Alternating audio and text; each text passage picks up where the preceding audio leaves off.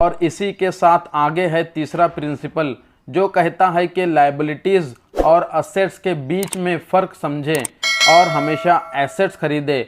वैसे सुनने में ये बड़ी आसान सी बात लगती है ना, लेकिन यह एक रूल है जो आपको अमीर बनाने में मदद करेगा। अक्सर गरीब और मिडिल क्लास लोग लायबिलिटीज़ को यानी कि जिम्मेदारियों को एसेट्स समझ लेते हैं, यानी कि अपनी संपत्ति समझ लेते हैं, मगर अमीर जानता है कि ये असल में एसेट्स होते क्या है और वो वही खरीदता है। अमीर डैड किस यानी कि KISS किस प्रिंसिपल में यकीन रखते हैं, जिसका मतलब है कीप इट सिंपल स्टूपिड। उन्होंने लेखक और उसके दोस्त माइक को ये सिंपल बात सिखाई, जिसकी बदौलत वो इतनी मजबूत फाउंडेशन रखने में कामयाब रहे। इस सीख का यही सिंपल बात है कि लायबिलिटीज़ यानी कि अपनी जिम्मेदारी और असेट्स यानी कि संपत्ति के बीच में फ़र्क को समझे और असेट्स खरीदे। लेकिन अगर यह इतना ही सिंपल होता तो हर आदमी अमीर होता, है ना?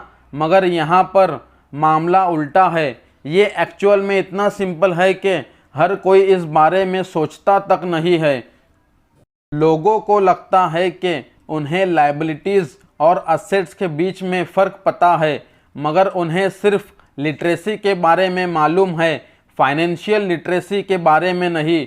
मतलब ये कि इनकम स्टेटमेंट को प्रॉफिट और लॉस का स्टेटमेंट मान करके चलना चाहिए।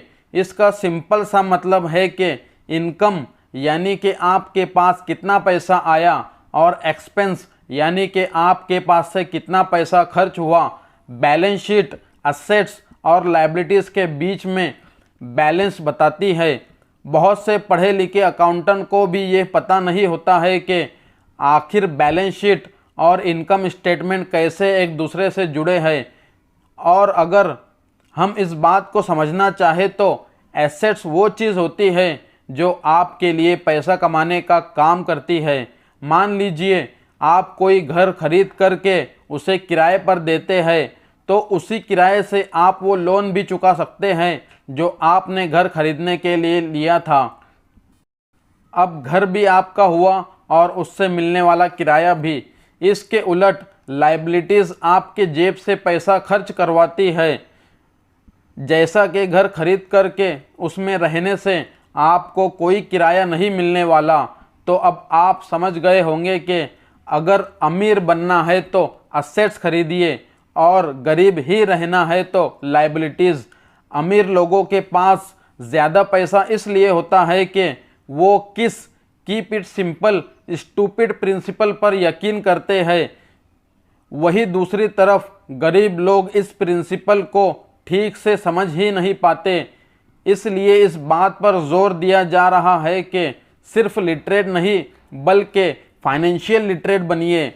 सिर्फ नंबर से कुछ नहीं होता। फ़र्क तो तब पड़ता है जब आप अपनी कहानी खुद लिखें। अधिकतर परिवारों में ये देखा गया है कि जो मेहनती होता है उसके पास पैसा भी ज़्यादा होता है, मगर उसका क्या फ़ायदा जब सारा पैसा लायबिलिटीज़ में खर्च हो जाए। तो आइए समझते हैं मिडिल क्लास आदमी अपना पैसा किस तरीके से खर्च करता है, और अगर यही उनका तरीका रहता है तो सारी ज़िंदगी वो मिडिल क्लास ही बन के रहेंगे, या क्या पता उससे भी नीचे चला जाए।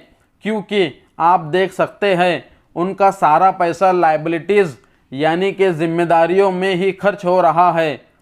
कभी मॉर्टेज, कभी रेंट, कभी car loan, house loan, credit card bill, fees, बिजली का बिल और भी ना जाने क्या क्या।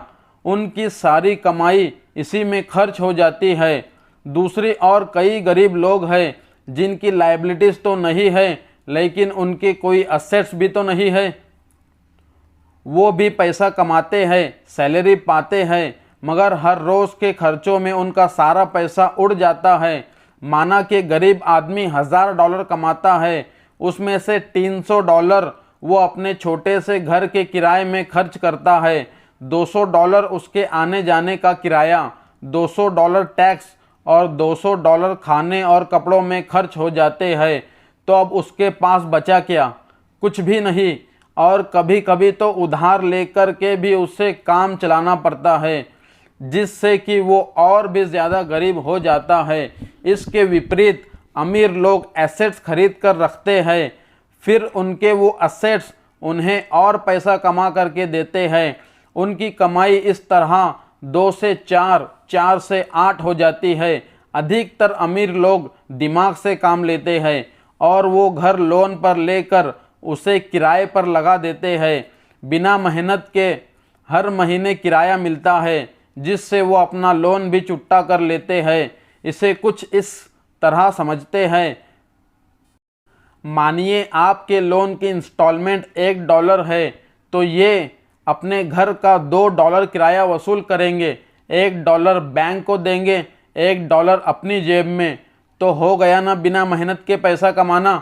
तो एक्चुअल में अमीर डैड और गरीब डैड के बीच सिर्फ सोच का फासला है। अपना पैसा कैसे खर्च करें, सिर्फ यही मुद्दे की बात है और कुछ नहीं।